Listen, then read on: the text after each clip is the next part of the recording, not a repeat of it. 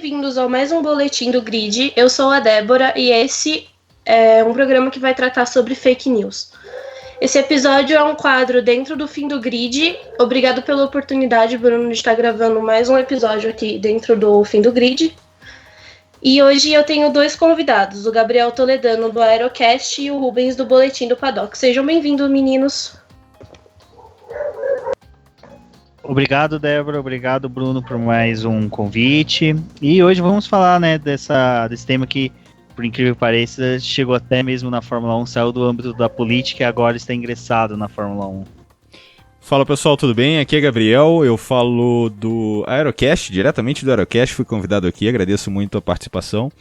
E não é só no automobilismo que tem a famosa fake news agora, né? Desde a eleição do Trump que esse termo foi cunhado.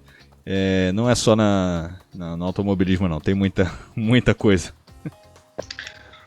Gabriel, eu queria até te perguntar, porque você tem um podcast que trata sobre notícias, fala da parte técnica, da aeronáutica, essas coisas.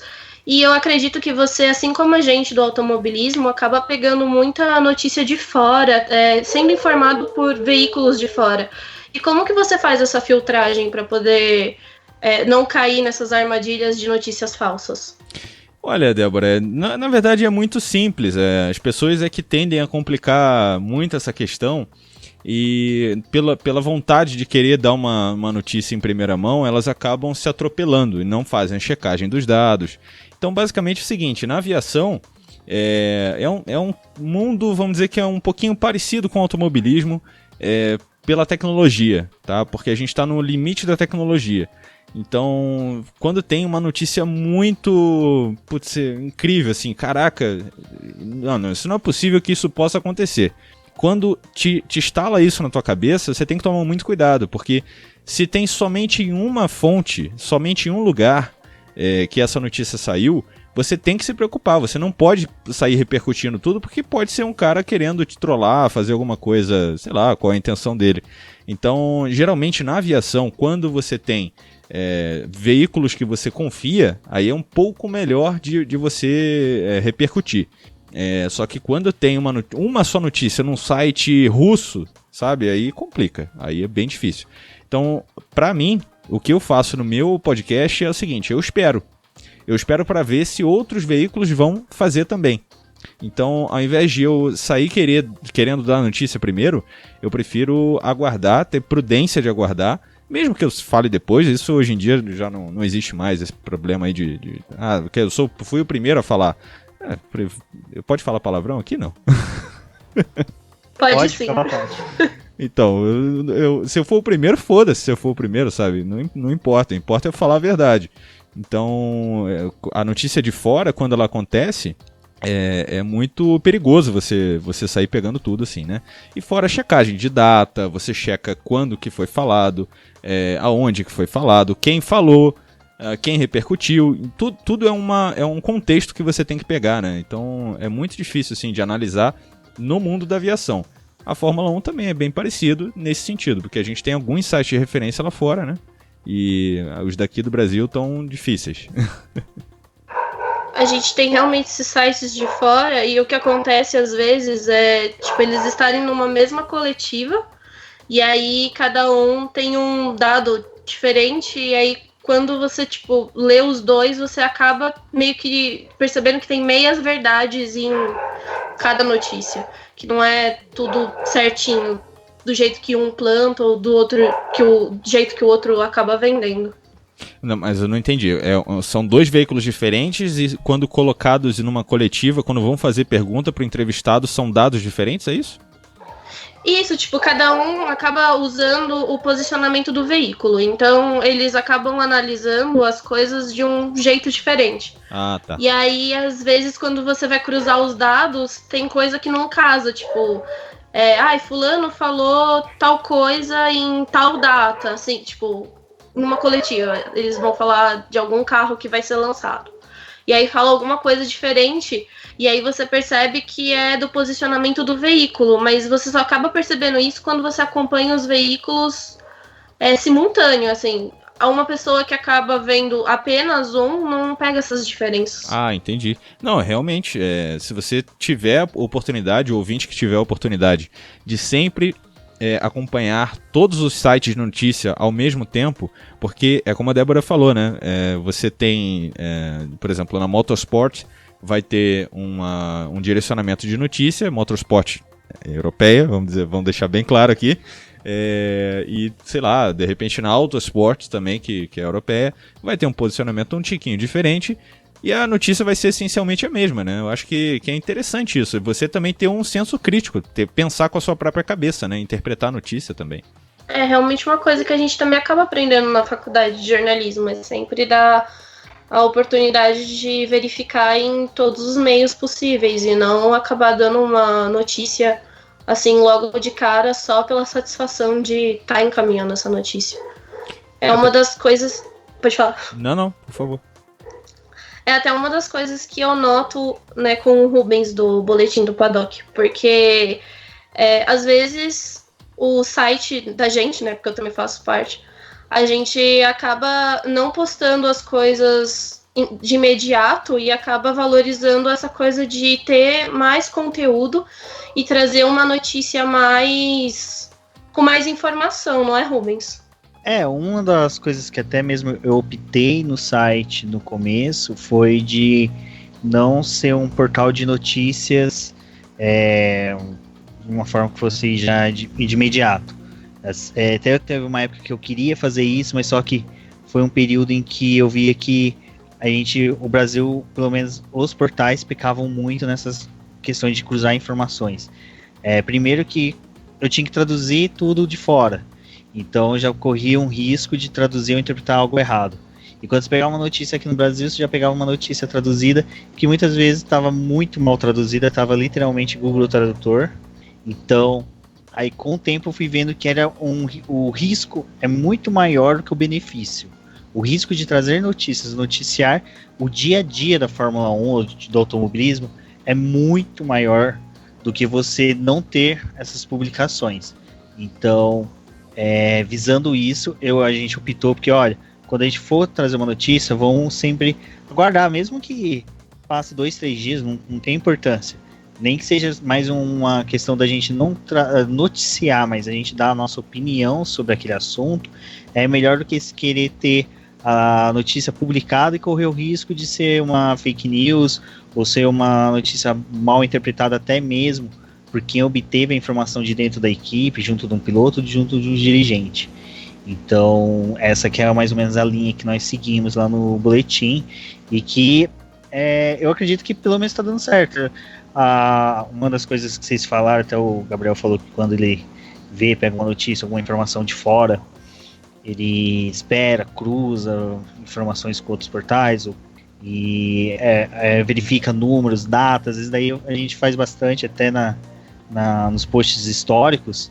A gente sempre busca mais de uma fonte, né? Porque mesmo que é um fato histórico, vamos supor, você pega de um piloto que Ayrton Senna aqui, tudo que é dele é notório, todo mundo conhece, mas sempre você corre o risco de ter uma ou duas informaçõezinhas erradas, números trocados, que às vezes o texto tá tão bom, mas só que naquele pequena falha ali daquela data, daquele número, ou até uma informação errada, você perde toda a credibilidade do texto, vamos pôr assim. Então aí o colunista fica manchado nesse momento. Até porque, Rubens, isso que você falou anteriormente é importante sobre a tua linha editorial de você não se importar muito de não querer dar a informação logo na frente. Porque, cara, vamos ser sinceros aqui, vai. Sai uma notícia que a gente se interessa muito, pelo menos eu faço isso, tá? Não sei se todo mundo vai fazer também. Mas você se interessa muito por uma coisa, você vai caçar, por exemplo, vou dar um exemplo mais comum aqui, vai. Você vai caçar no jornal O Globo, você vai caçar no G1, você vai caçar no UOL, você vai caçar no Terra.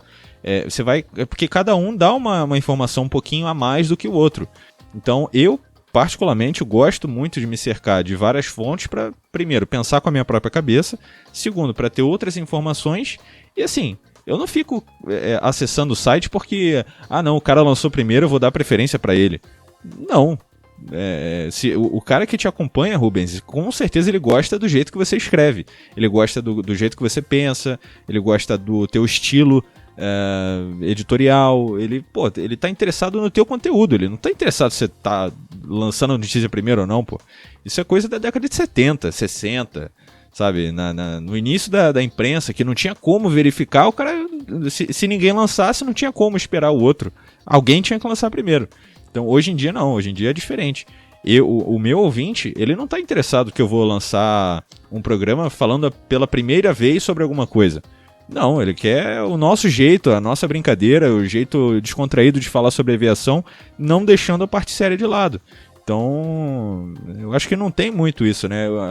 A CNN, hoje em dia, depois do Trump que ele fez lá com a CNN, virou chacota internacional, porque realmente tinha algumas notícias que eram mentirosas, eram plantadas. E eu acho que não é essa linha editorial que a gente se dispõe a fazer, pelo menos eu nunca vi vocês fazerem isso também.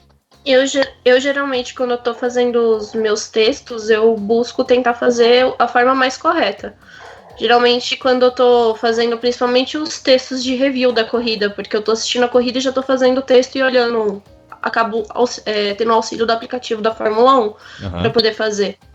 Então, às vezes, eu acabo pegando assim, tipo, vamos supor, o Sainz bateu em tal curva. E eu não consegui pegar o número daquela curva, eu deixo tipo uma observação no meu texto e depois eu vou fazer a checagem no aplicativo. Sim. Ou às vezes também eu acabo fazendo assim, eu vou colocar as fotos da corrida, né? Então o Twitter da Fórmula 1, de vez em quando eles colocam esses dados precisos, tipo, fulano bateu em tal curva, fez uma ultrapassagem em tal lugar. Então eu acabo usando também esse método para poder checar o meu próprio texto, para não deixar coisa errada. E o que eu vejo algumas vezes é de entrar em outros sites para poder também ver os reviews das corridas deles, porque é legal ter uma segunda opinião, né? Claro. E aí, às vezes eu acabo pegando, tipo, acabou no texto tá a curva errada, o lugar da ultrapassagem errado, e aí eu falo, eu já fiz a checagem 2 vezes, e nessa ânsia, muitos dos portais quererem publicar logo quando a corrida acaba, eles acabam deixando coisas erradas. Não, isso é horrível, porque, primeiro, você vai desinformar o teu leitor. O leigo, acho que ele vai ficar ok. O Sainz bateu na curva 2. Se o Sainz bateu na curva 2 ou se bateu na curva 5, pro leitor leigo, não vai fazer a menor diferença. O problema é o cara que já é um pouco mais entendido, que viu a corrida, ele olha lá, mas não foi na curva 5, foi na curva 2, peraí, tem alguma coisa errada. Aí você acaba confundindo a cabeça do cara à toa. Assim, por incompetência da checagem, você confunde a cabeça do cara. O cara, obviamente, você confunde uma vez, confunde 2, confunde 3, você não vai confundir a quarta, o cara já não vai nem te ouvir mais. E isso é verdade, é realmente verdade. A pessoa acaba abandonando a leitura do seu texto ou até a credibilidade do que você está tentando passar para ela. A gente vê hoje em dia notícias que as pessoas tentam fazer com que virem furos, mas olha, se você for parar para pensar, como é que era o jornalismo de Fórmula 1 lá na década de 70, no Emerson Fittipaldi, aqui no Brasil? Era praticamente desmatando, né? O bandeirante lá, cortando mato e tudo mais. É essa ideia que eu tenho, o cara desbravador, que tinha que mandar acompanhar a corrida, sei lá, em Kyalami. Não sei nem se Kyalami era na década de 70, mas enfim, uma corrida muito longe. E o cara tem que mandar a informação aqui pro jornal impresso no Brasil, porque não tinha internet naquela época. E o jornal, lá um jornalista redigia a notícia toda, formatar a notícia toda. Então imagina, um ruído de comunicação entre o cara que tá lá no circuito, e ele viu o que aconteceu, mas de repente tava lá no final, ele não conseguiu ver direito. Aí já tem um ruído que ele passa pro jornalista, o jornalista escreve e aí sai. Imagina, né, como é que era. Eu acho que o jornalista daquela época era um herói, de verdade. Tem só uma historinha bem curiosa sobre essa questão de noticiar, principalmente notícia falsa sobre Fórmula 1. Não foi falsa, mas foi uma falha na comunicação, que foi o Galvão Bueno e o Reginaldo Leme, num desses corridas na Europa da década de 70, comecinho da década de 80, passou a informação errada, eles só ficaram sabendo, eles fizeram, se eu não me engano, foi na Áustria, eles foram para Londres, o voo veio para o Rio de Janeiro e só ficaram sabendo que eles erraram no Rio de Janeiro. Então, pra você ver como naquela época, é que naquela época não ia ter o mimimi todo do Twitter, né, do pessoal reclamando, mas hoje, assim, essa questão de informações, o que pelo menos assim, pro leitor, pro ouvinte, né, ter uma noção de como eu faço.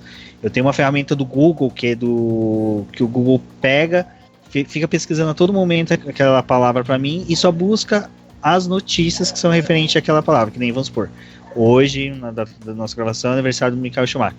Então o Google pesquisou tudo que saiu sobre o Michael Schumacher e me manda um resumo em e-mail. E nesse daqui eu já filtro o que eu quero. Então eu só coloco portais que sejam com o nome .com.br, por exemplo. Ou que seja .com, mas que não tenha WordPress, Blogspot, então ou seja, já corta blog.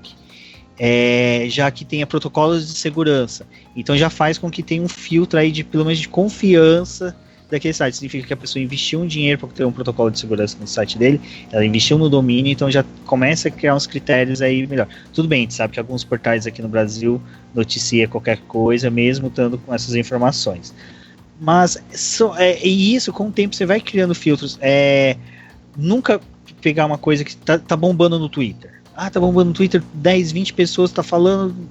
Eu já vi blogueiro, jornalista, youtuber pegar simplesmente um tweet e fazer um vídeo, fazer um texto em cima de um tweet de um blogueiro que só que ele é amigo do parente de um vizinho de uma equipe e o cara trabalha em cima daquilo. Então, eu já vi isso assim, e você falava, não, cara, não faz isso. Pra vocês terem uma ideia de que já aconteceu, foi de falarem do Felipe Nasser numa equipe, sendo que ele já estava totalmente descartado, a equipe que eles estavam pregando ele já estava com 2 pilotos já contratados, estava tudo certo, mas só que no Brasil aqui, por causa de 2, 3 tweets de pseudos jornalistas na Europa, que tipo também é aqueles que ficam só soltando as coisas para ganhar RT e movimentação, noticiaram que o Felipe Nasser estava na Renault. E aquilo, tipo, bombou, o pessoal, nossa, sensacional. Quando perceberam que não tinha, todo mundo escalou. Aí, tipo, não falamos nada, não fizemos nada, mas só por quê? Por causa de um tweetzinho besta em que surgiu lá e a pessoa achou que ia ser a notícia do século. Mas, assim, tipo, busca informação. Essa história, claro, todo mundo quer saber, durante a Silly Season, todo mundo quer saber quem é que vai tomar o lugar de quem. Isso é natural, é natural do fã de Fórmula 1. Até natural do próprio jornalista também de Fórmula 1 querer dar uma notícia. Só que, cara, essa questão não tem como, não é sólida. A gente viu agora, a gente pode falar do que aconteceu? Pode, à vontade. Sim, a gente gostaria mesmo de entrar nesse assunto. Tá. A gente viu agora acontecer nas últimas semanas aí, antes do Réveillon. Cara, eu não sou produtor de conteúdo de Fórmula 1, não tenho blog de Fórmula 1, não faço nada da Fórmula 1, eu só gosto de Fórmula 1 e gosto de vocês porque a gente consegue falar, eu não tenho nenhum amigo meu aqui que eu consiga falar. Então, eu acompanho o que vocês fazem. Então, tem jornalista que já criticou vocês e, lançou uma besteira, lançou um negócio muito frágil sobre uma notícia do Kubica na Williams. Afirmando com todas as palavras e falando assim, não, olha, o que estão falando aí que talvez vai ser, talvez não sei, é tudo besteira. Ele já está confirmado na Williams e o resto é mimimi. Cara, como é que você fala um negócio desse, velho? Não entra na minha cabeça um jornalista que ele se dispõe a ser grande, a escrever para um portal grande, e dá esse tipo de notícia tão frágil. Cara, a gente teve... Foi quando que teve? Foi 2015 ou 2016 que teve aquele problema com o Nasser na Sauber? Com outro piloto. Esqueci o nome do outro piloto. Eu acho que foi 2015. O Van der Garde. Foi no começo de 2015. Então, foi antes da corrida na Austrália, não foi? Foi no paddock que aconteceu isso.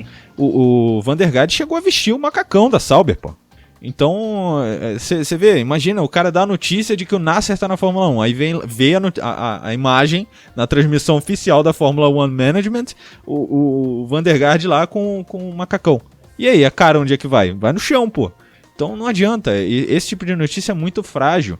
E a questão da fake news é tão forte hoje em dia que o cara, ele mesmo sendo desmascarado, ele não arregou o pé, tá? Então a questão, como a gente estava falando, o que eu questionei ele, e em momento algum eu ataquei pessoalmente a figura do jornalista, eu sempre debati a ideia, o que ele estava falando profissionalmente, e ele se doeu. Então não adianta eu tentar falar alguma coisa, eu tentar questionar e o posicionamento arrogante dele continuar, mesmo sendo desmascarado. Ele próprio teve que engolir e falar pro veículo grande lá que ele escreve, e o veículo grande que ele escreve fez as desculpas por ele. Ele próprio não fez nada, ele não falou nada. Ele não falou, olha, realmente eu posso estar errado, não sei. E falando que tem contrato, que o Kubica tinha contrato, que não importa o que acontecer, ele tem contrato, e ficou martelando nessa parada de que tem contrato, tem contrato. E cara, eu não sou nada, eu não sou jornalista nem nada. Eu simplesmente apurei fora do Brasil. Eu apurei nos sites que estavam falando sobre o Sirotkin e fui questionar ele. Olha, cara, estão falando isso aqui, como é que você explica aí o teu posicionamento? Cara, foi simplesmente um questionamento, o cara espanou a rosca. Ele virou um coitadinho. Não, calma aí, cara, tá muito nervoso. Eu falei, cara, eu não tô nervoso, eu só tô te questionando, o que tá acontecendo? Você não é jornalista? Então é muito complicado isso. Eu ainda vou falar mais sobre isso, mas essa questão de fake news aqui no Brasil atualmente está sendo muito importante, porque a gente tem jornalistas com a mentalidade da década de 70, 80 e até o início da década de 90 fazendo notícias numa realidade de 2018, 2017, 2018, que é a dinâmica de Twitter, a dinâmica de site de notícia. Cara, em 5 minutos você pode criar um blog. Então é muita concorrência e os caras não estão sabendo lidar com essa dinâmica toda que está acontecendo hoje em dia. E estão com aquela cabeça de notícia da década antiga. Então isso é um problema grave, porque os leitores eles estão acompanhando, de repente, um cara que está falando uma besteira absurda, e só porque é grande, ele é desculpado. Ah, não, tudo bem, vamos deixar pra lá, deixa disso e tal, segue a vida.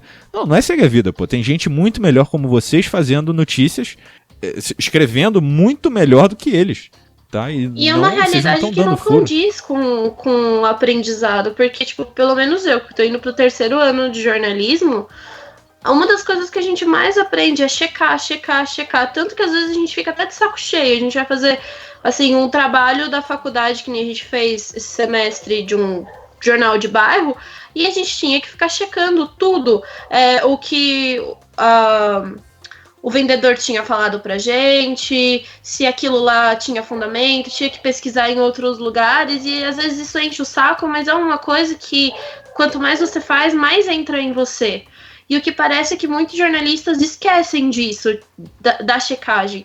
E o que a gente também aprendeu na faculdade é que o que acontece às vezes é a linha editorial do próprio jornal. O jornal, às vezes, ele cobra esse imediatismo e ele não... Às vezes acaba barrando o jornalista de fazer essa pesquisa. Mas é uma coisa que deveria vir da conduta do próprio jornalista. É falar, não, eu não vou entregar uma matéria que não está pronta ou que está faltando alguma informação só para poder satisfazer o jornal de receber clique, conseguir vender jornal em banca. Porque o importante não é só noticiar. O importante é fazer a pessoa que está ali lendo, ela...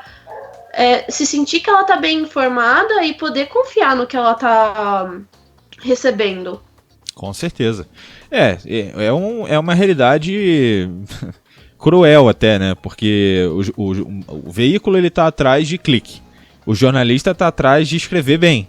Então são duas necessidades totalmente diferentes e antagônicas. Então o jornalista que quer... Vocês, por exemplo, vocês têm... o conteúdo de vocês, agora vocês têm o boletim do Grid, né? Mas a Débora escrevia para o boletim do Paddock só, o Rubens também.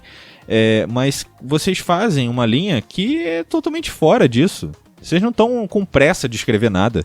Vocês estão querendo fazer um negócio decente. Um negócio que o cara vai... Puta, eu cheguei no final, falei, porra, esse cara escreveu bem pra caramba, quero escrever um negócio pra ele, vou escrever um feedback pra ele. Eu acho que esse é o objetivo de vocês, pelo menos esse é o meu no Aerocast. Então, é uma realidade cruel. É uma realidade cruel, infelizmente. Hoje em dia tem muito clickbait também, que faz parte a maioria desses sites de fake news adora fazer um clickbait. Para quem não sabe, clickbait sei lá, o Kubica fez um teste na Williams, clica aqui e veja o que aconteceu, sabe? Não tem notícia nesse negócio, cara. É só um chamariz, é só uma manchete chamariz. Eu não sei tecnicamente como é que se chama isso, Débora. Como é que é? A gente chama de ser caça-clique, né, que eles falam. Caça-clique, pronto, caça-clique. Então é uma manchete caça-clique que não serve pra nada, você não tá comunicando nada naquilo ali. Uma manchete boa é uma manchete que você pelo menos sabe do que tá falando, do que tá acontecendo. Então aí você clica no texto, aí vê o subtítulo, aí lê a notícia e vai se informando. Só que, cara, hoje em dia tá cada vez mais difícil você confiar nos sites, principalmente nos sites grandes, tá? Que estão perdendo muita credibilidade. A gente, nesse último acontecimento que eu relatei para vocês aqui, a gente viu o maior portal de Fórmula 1 do Brasil, de notícia, sendo desmascarado por um cara que simplesmente fez uma checagem fora.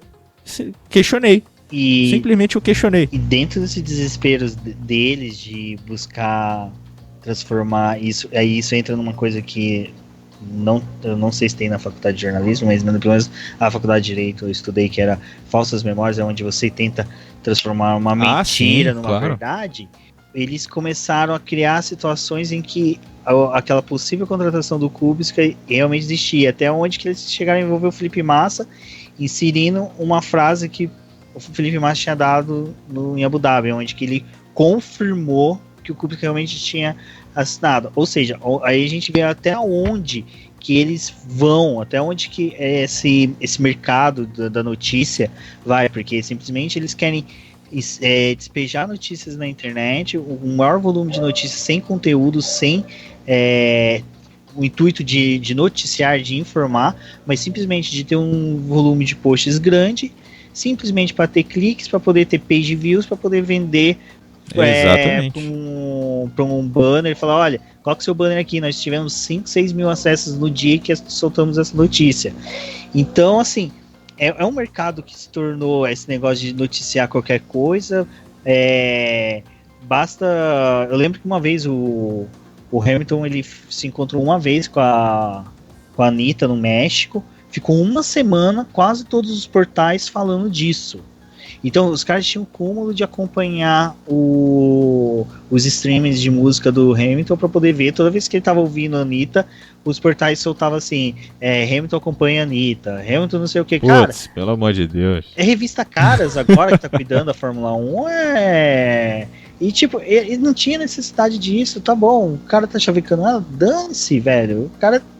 É o problema deles, né? Eu não quero saber disso, eu quero saber, e aí, o cara tá se preparando, o cara... como tá os tempos dele. Então, infelizmente, hoje, na internet, pelo menos esses portais, eles vivem de buscar vender notícias para poder ter page views, para poder... É o mercado negro dos page views, né? Eles tentam inflar o máximo possível para poder vender em propaganda. Eu não sei se você teve estatística na tua faculdade, Rubens. Eu não sei também se a Débora tem. Mas, olha, a estatística é a forma mais honesta de você contar uma mentira. Uhum. Então não adianta você chegar, olha só, tenho 5 mil acessos aqui diários. Porra, qual é a qualidade desse acesso diário? O que você faz para ganhar esses acessos diários? É isso que o cara que tá... Bom, pelo menos é assim que eu imagino que seja o mercado de gente séria, que queira colocar dinheiro em gente séria. O cara vai querer saber o que você faz, qual tipo do teu conteúdo, que eu vou colocar meu dinheiro aqui em você. Se eu tô te pagando, eu quero saber.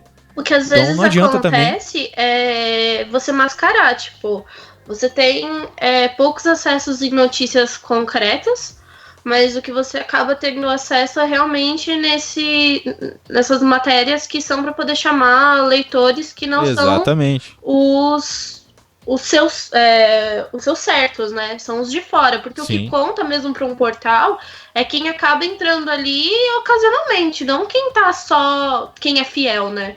Então, quando eles fazem essas coisas, geralmente é para poder mascarar. Eles pegam um dia que eles tiveram acesso em coisa X qualquer, para poder falar, para poder vender essa coisa boa que o site tenta produzir, para poder dizer que aquilo ali que que é aquilo ali que eles estão vendendo e não o contrário.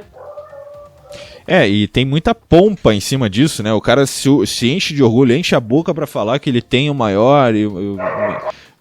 Até lancei a zoação lá do jornalismo com J maiúsculo, que foi uma citação do próprio jornalista desse portal grande aí. O cara enche a boca pra falar que é foda, que não sei o que, e putz, faz um negócio desse. Então, às vezes, é mais interessante você, ouvinte, que está ouvindo isso aqui no Boletim do Grid, é mais interessante que você preste atenção em quem você confia do que prestar atenção num cara que é grande só porque ele é grande. Porra, o Globo Esporte, não podia falar o nome, né? Tem um portal da Globo sobre esportes que... Porra, falei Globo. Tem um portal de comunicação de um veículo grande aqui... Foi mal. Tem um portal de comunicação de um veículo grande de televisão da TV brasileira que tem uma seção de esportes. E, cara, é gigantesco, todo mundo conhece. E mesmo assim, quando sai uma notícia do Kubica na Williams, eles noticiam o Kubica na Williams. Quando sai uma notícia do Sirotkin na Williams, eles vão lá, na notícia seguinte falam Sirotkin na Williams. E não apagam o Kubica na Williams. E tá todo mundo bem. Só porque os caras são grandes? Não, porra. Os caras... Cara, não tem credibilidade nenhuma. Eles só são grandes porque eles têm uma rede de televisão gigante atrás. Então, mas ainda existe essa competição. Eles, geralmente esses portais grandes, eles não olham para os pequenos que estão tentando trazer um conteúdo melhor ou tentando informar. Isso para eles não importa. O que importa para eles é a briga de cachorro grande. Exatamente. E quem posta primeiro? Uma das coisas, assim, vou fugir um pouquinho do assunto da Fórmula 1, mas foi uma das coisas que eu vi quando teve o lançamento do álbum do YouTube. Um portal foi postar um review desse CD e o review não estava completamente pronto, porque tinha algumas músicas que eram parecidas com o álbum anterior. E aí eles postaram a matéria sem colocar o nome dessas músicas do álbum anterior que era semelhante. Pra que tentar postar antes? Tipo, isso era umas 7 horas da manhã que estavam postando, porque tinham lançado o álbum na madrugada aqui no Brasil. Então, pra que você posta um negócio que ainda tá inacabado, que você ainda tá fazendo só para as pessoas acessarem? E quem realmente tá entrando ali porque quer saber o que é de diferente, o que tem de novo, a pessoa acaba se sentindo frustrada por ler um post gigante que não tem informação nenhuma. Que só tá ali pra poder te enrolar. Isso é a meia verdade, né? Notícia pela metade. É um problema. Desculpa, Rubens, pode falar. Só indo um pouquinho mais nesse negócio de notícia que é meia verdade ou que não é noticiado tudo por completo. Eu sei que o Gabriel chegou a acompanhar isso, ele chegou a ler até o projeto de lei da reforma trabalhista. Você via vários portais falando que a reforma trabalhista vai mudar a forma do trabalhador de viver, o contrato de trabalho vai mudar. Sim. Você não tinha um bendito portal falando de quais eram, o que ia ser afetado, o que ia modificar. Tipo, vai ser ruim pro trabalhador. Qual o trabalhador? O Brasil da CLT antiga era de 1940. Você vê, você tem mais de 70 anos aí de CLT e que estava toda engessada numa cultura que era totalmente diferente. E então, assim, você tinha portais que eles tinham mais o interesse de o título normalmente era assim: o trabalhador, veja o que você perde. Na hora que você lia, não tinha nada. Não, e alarmista, né, Rubens? Porque alarmista gera clique, né? O desespero gera o clique. Era um caça-clique. Eu lembro que teve um dia que eu vi uma discussão num grupo do WhatsApp, o pessoal falando, dando risada, você chega pro pessoal que tá reclamando de direito da reforma, pergunta pra ele qual direito que ele perdeu, ninguém sabe. Aí eu brincando, comecei a listar quais que mudaram. Eu falei, esses mudaram. Perder, não perdeu porque ninguém perde nada, você só tem modificações, que é o que ninguém falou. Então, é lógico, eu não vou ficar aqui justificando, defendendo nada, mas só para o pessoal ouvinte ter uma ideia de como os próprios portais que teriam a obrigação legal, e isso é legal mesmo, eles têm, porque eles trabalham com concessão, esses principais portais, porque a maioria tem algum vínculo com alguma emissora de TV, então junto a isso, eles têm essa obrigação de noticiar o que é verdade, ou pelo menos trazer informações que reflitam aquilo que realmente está acontecendo. agora a gente vai ter a reforma da Previdência. Eu tô vendo, eles estão falando tudo errado e nada do que deveria ser falado.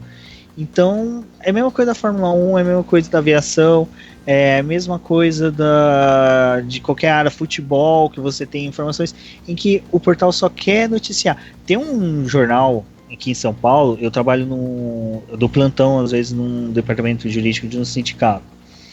Tem vezes que o trabalhador chega lá e chega com o jornal assim, doutor, essa notícia aqui eu quero saber, me atinge, tá lá, trabalhador, saiba da reforma que vai fazer com que você trabalhe mais. Aí eu falo, amigo, senta aqui, vamos ver primeiro a tua situação, que é diferente de todo mundo, para depois você entender o que realmente está acontecendo nessa notícia desse jornal. E é a mesma coisa, os caras colocam que, tipo, vai ter uma mudança radical, mas não explica a mudança. Ó, vai ter mudança, todo mundo sabe, mas não explica o porquê, como e quem serão os atingidos. E isso está refletindo em todas as áreas, infelizmente. A gente está tendo. Agora, hoje, uma amiga minha do escritório falou assim: Rubens, me ensina a minerar Bitcoin. Eu olhei assim para ela e falei: pra quê? Pra que você quer minerar Bitcoin? Ai, mas tá todo mundo falando que é um investimento do futuro. Eu falei: tá, boa sorte, procura um tutorial. E eu não vou gastar meu tempo para fazer isso. Tudo bem, posso ficar rico, mas é um jogo de dados tão grande que ninguém tá noticiando de forma correta. Ninguém sabe como funciona, ninguém sabe como é que vai ser no Brasil a utilização do Bitcoins, que tá todo mundo, eu vejo várias pessoas falando, vou minerar Bitcoin. Eu falei, vai, amigo, você sabe como você vai usar, você sabe como que você vai utilizar esse dinheiro? Não sabe. Ninguém chega e esmiuça essas situações hoje em dia, só simplesmente jogam na internet. É muito complicado, Rubens, a responsabilidade também que o jornalista tem, em relação a isso que você falou agora, sobre o trabalhador que chegou lá na sua sala perguntando se isso atingiria ele. Cara, olha a responsabilidade que um jornalista tem. A gente está falando especificamente aqui sobre a reforma trabalhista, tá? Mas a gente pode transferir para a Fórmula 1, não tem problema nenhum. Mas a responsabilidade que o cara tem de dar a informação correta para o cara que não sabe. Porra, o cara tá indo se informar porque ele não sabe. Você tem uma informação que ele não tem. Então a responsabilidade de você colocar essa notícia bem escrita, bem pesquisada, dizendo como, onde, porquê, quando, para quem, cara, é muito grande. Então é o que eu já falei aqui, vou repetir de novo. O ouvinte que está ouvindo isso aqui, se você dá valor ao cara grande, porque ele é grande só, você tem alguma coisa errada no jeito que você está encarando isso, cara. Porque tem muita gente pequena, tem muito moleque, entre aspas, porque foi assim que a gente foi criticado, né? O grupo foi criticado. É jornalismo feito por moleques. E tem muito moleque dando banho muito grande em jornalista dinossauro, gigante. Então é muito complicado. A responsabilidade que eles têm, que eu acho que ao longo do tempo eles foram perdendo essa responsabilidade, não todos, claro. O Reginaldo Leme é prova disso. Mas a maioria dos jornalistas grandes foram perdendo essa responsabilidade, essa noção de checagem de fatos, e estão simplesmente atrás de uma realidade que eles não conseguem acompanhar. Então o jornalismo moleque, o jornalismo raiz, os dois mundos, quando entram em conflito, cara, hoje em dia o moleque tá dando banho. Então tem o Boletim do Paddock, tem o podcast F1 Brasil, quase que eu falei o nome do outro lá. Tem o podcast F1 Brasil, tem o Projeto Motor. Cara, tem um monte de gente fazendo jornalismo maneiro que você pode acompanhar. E é o que eu faço. Eu não dou nem valor ao que quase que eu falo Globo Esporte de novo. Eu não dou nem valor ao que o portal de esporte da televisão brasileira fala. Porque eu sei que ele vai plantar qualquer coisa lá. Não interessa, pra ele só tá interessando o clique. Então, quando a gente fala de fake news, a gente está falando aqui sobre o universo da Fórmula 1, sobre automobilismo, mas ele pode se estender a um portal de medicina, ele pode se estender a um portal de viagens, pode se estender a um portal de direito, que, putz, no direito então, né, Rubens, tem um monte de besteira sendo falada por muita gente. Então, cara, pense com a sua própria cabeça, né? Tente pegar as fontes que você confia e compare. É isso que eu acho que deve ser feito, comparar as fontes que você tem e avaliar qual que é melhor pensando sozinho, né? Aí o ouvinte fala, mas o Rubens deu exemplo do rapaz que comprou o jornal, ele teve o prejuízo de comprar o jornal, ele está alimentando, mantendo essa imprensa que faz. Você, quando acessa um site, você também está alimentando essa imprensa. Você está dando dinheiro, porque às vezes você acessa, claro. Você vê um banner bonitinho, você clica, ou esse portal que fez essa lambança com a informação do Kubisk, ele tem um canal no YouTube. Então provavelmente é um canal monetizado. Então você, de qualquer forma que você for assistir um vídeo dele, você não, eu não tô pagando, não, você não tá pagando, mas só que você tá ajudando a fomentar cada vez mais esse tipo de mídia. Então é o que muitas vezes compensa você, ninguém tá falando aqui para você deixar de acessar, deixar de ver, mas é o que o Toledano acabou de falar. Compare, pegue duas informações, veja, busque mais de uma fonte. Sempre importante você ter mais de uma fonte. Sempre duvide daquela que é alarmista. Aqueles que colocam urgente. Essa semana, com o noticiário político, eu via vários. Grandes portais, eles têm uns gifzinhos que eles colocam nos posts do Facebook, do Twitter, assim, urgente. E só tem o título numa linha. Você tem que clicar aquilo. Aquilo ali, eu acho uma vez eu pensei em fazer, mas eu fiquei assim, gente, sabe, eu me sinto com um otário em querer fazer aquilo.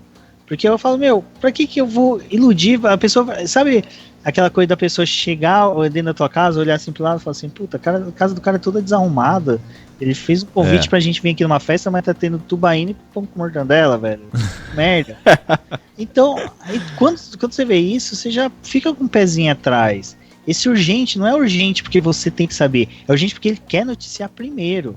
Se fosse tão urgente que você quisesse saber, você tinha digitado no Google aquela pesquisa, aquela informação. Você não foi atrás daquela informação está sendo jogada com você com urgência somente para você clicar.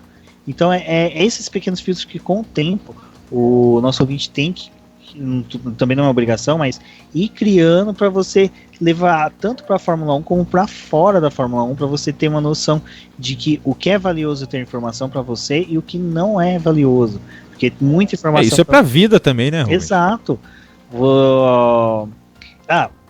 O Toledano sabe, você pega essa questão que nem de aviação, quando tem um acidente, uma catástrofe, o que pipoca de informação falsa, notícia falsa, nossa senhora, é grande. Eu acho que o Toledano deve ter sofrido, porque deve ficar vários portais, pessoas ligando, entrando em contato com ele pra, me esclarece.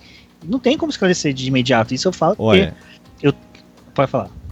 Eu vou te dar um exemplo do que aconteceu com o acidente da Chapecoense. Tudo bem, não é Fórmula 1, mas eu acho que é extremamente relevante para você ver, para o ouvinte entender como que a gente pensa com a nossa própria cabeça. Tudo bem, eu sou aviador, eu tenho conhecimento, eu posso ir um pouco mais a fundo do que a água na canela dos portais, tá?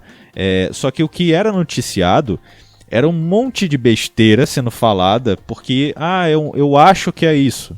Aí o cara vai e pega uma outra notícia de um outro acidente. Cada acidente é um acidente diferente. Então o cara pega uma notícia de um acidente com um avião parecido com o que aconteceu no Chapecoense e acha que vai ser a mesma coisa.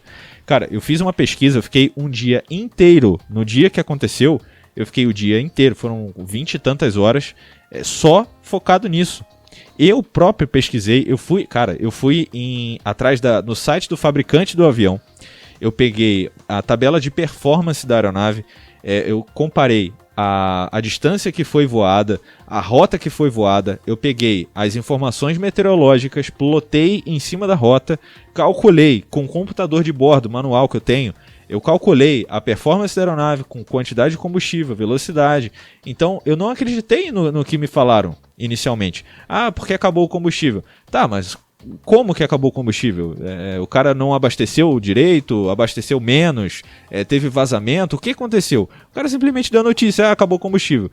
Porra, calma aí, cara, acabou o combustível como? Então eu comecei a pesquisar, eu comecei a ver, o time da Chapecoense tem tantos integrantes, eram 70 e poucos, eu acho que estavam, eu não me lembro mais, eu sei que voaram 50 e poucas pessoas e o avião voou na capacidade praticamente máxima de assentos, tinha assento disponível lá ainda, mas como o time carregava muito equipamento, o peso maior foi de equipamento. Então eu comparei, olha isso, cara, eu fiz uma estimativa de quanto cada um pesava peguei porque eu trabalhei em check-in já há 2 anos, né? Então eu atendia time de futebol, sabia mais ou menos quanto cada um levava. Então, cara, eram 30 quilos por jogador, em média, que um time de futebol brasileiro levava. Então eu fiz toda essa pesagem, comparei com a performance da aeronave e cheguei com dados, com fatos, ao resultado. Olha, realmente, o cara estava no limite do combustível. E é o que se provou agora. Teve o relatório preliminar do acidente, que saiu há pouco tempo. Falaram, a carta que eles pegaram, a carta de performance, foi mais ou menos a mesma carta que eu peguei. Eles tiveram acesso, por serem investigadores, eles tiveram acesso a mais dados do que eu. Só que eles fizeram mais ou menos a mesma coisa. Então, quando você pega uma notícia e resolve analisar, você pode tirar muito mais informação se você for um cara crítico, que é o que eu tentei fazer com o Sirotkin, e eu acabei destruindo o cara lá sem essa intenção. Não era nem minha intenção essa. Simplesmente bater de frente com o que ele estava falando que estava errado. Então você imagina, eu chegar pro G1 e bater de frente com os dados que eu peguei que estava diferente da notícia deles. Ele ia cagar pra mim. Esse moleque é idiota, não sabe nada. Mas não é a realidade, né?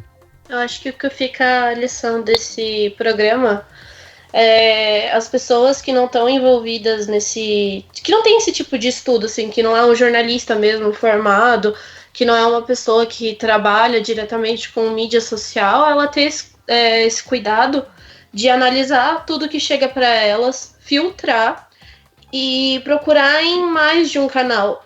O que a gente aprende muito na faculdade é que ultimamente os grandes portais mesmo, eles não são o veículo principal para a notícia chegar até você. O que é notado é que ultimamente as pessoas passam muito mais tempo no Facebook ou até mesmo no Twitter recebendo a notícia que vem dali. E muitas vezes o que acaba acontecendo é a pessoa tomando aquilo que vem dessas mídias sociais como verdade. E isso não é uma coisa que você tem que fazer. No começo, quando essas redes sociais surgiram, já existia esse tipo de fake news, mas era um pouco menos, né? Tipo, os portais tentavam encher sua timeline para você realmente receber um conteúdo de qualidade. Só que ultimamente eles veem que as pessoas... Tem mais gente que não é tão esclarecida assim, que de qualquer jeito vai chegar até o portal deles e vai ter acesso à informação do mesmo jeito que uma pessoa que é assinante daquele canal.